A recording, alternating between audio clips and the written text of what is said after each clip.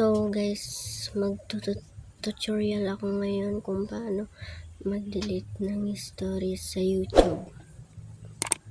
Okay, simulan na natin guys. Tara, let's go. Okay guys, is first step and pumunta lang kayo guys sa YouTube.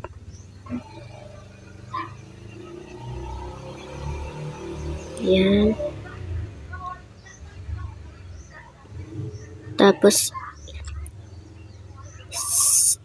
tap nyo lang yung yan, sign na search.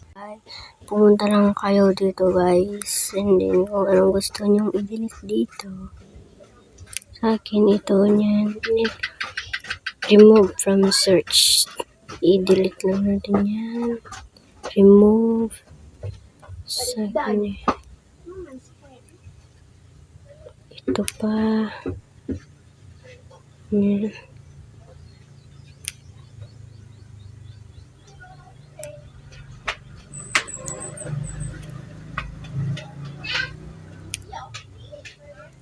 So, ganyan lang guys, mag-delete guys. So, ayun na nga guys, ganyan lang guys ang mag-delete ng history sa YouTube. Sana may matutunan kayo sa video ito. Thank you guys. Bye!